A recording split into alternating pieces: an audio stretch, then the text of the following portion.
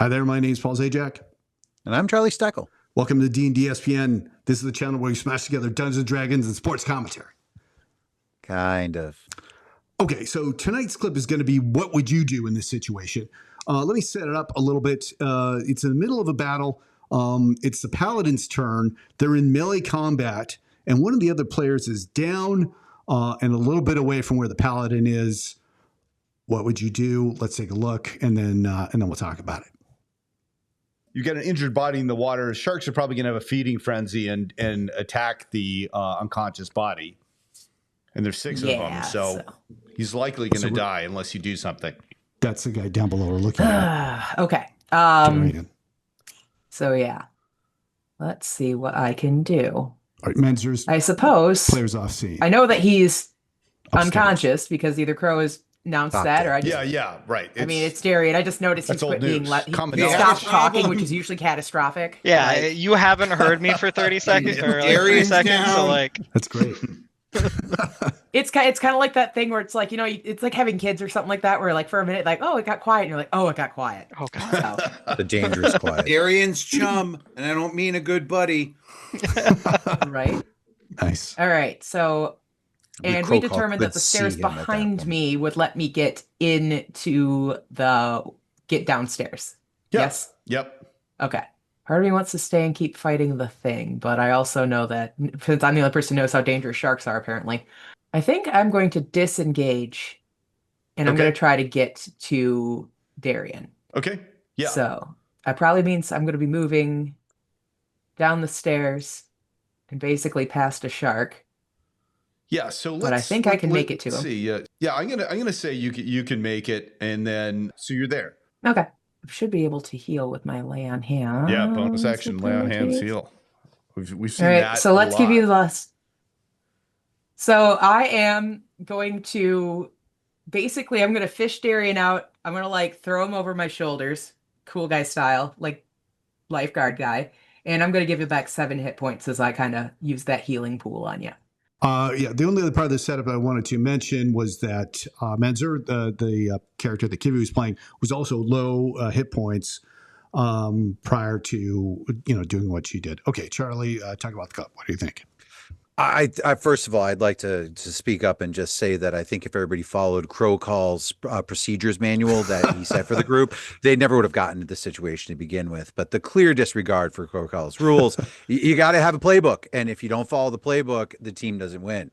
Either way, I hope nobody from the group gets upset about that comment. I think that it was the right choice.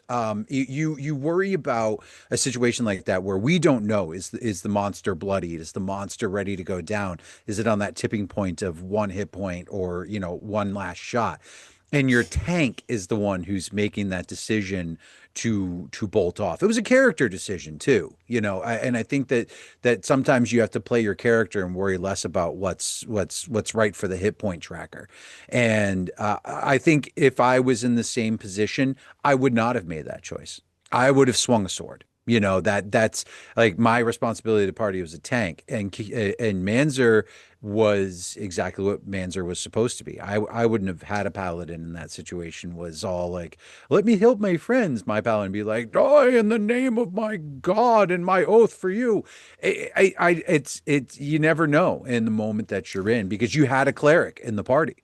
And is that cleric's responsibility to be throwing healing words around, or is it the paladin's responsibility to be dropping hands? Where is it? I think it was the case that the next, like it was either the Sharks were up next. I think this was kind of like the last stand. And so that's interesting that in terms of the role, you pointed out Paladins are the tanks. They're up there to be taking hits, giving hits. And certainly that's true. I guess when I think about Paladins, I'm thinking back to to me, Paladin's the equivalent of the superhero, 1970s Christopher Reeve Superman. This is the guy who stands for good. They're going to do good. They're heroes. And what I loved about this situation, that the heroic move was dodging out of the way, taking the disengage action and going there in the last second, like resurrecting your party member they were going to die, right? They were unconscious. I'd made it clear that the sharks were going to swarm and kill him. When I saw that move, I was like, wow. And also just because who uses the disengage action? Most people forget that that's an action. Like nobody does it, or very rarely. And so I thought this was a really heroic use of running. Totally disagree. No, I on the Paladin point, Paladin is 100% the most selfish class you play. 100%. Everything the Paladin does is for their own personal oath, their own personal drive. It has nothing to do with that for other people. I'm going to stand back and say, I know you compare him to Superman or this hero or this angelic thing that's doing all this good for everybody else. No, Paladin's in it for themselves. The only thing the Paladin's doing is driving their oath. That's why we have people that are oath breakers. But you can also now take that Paladin to a level where you're swearing an oath to do bad.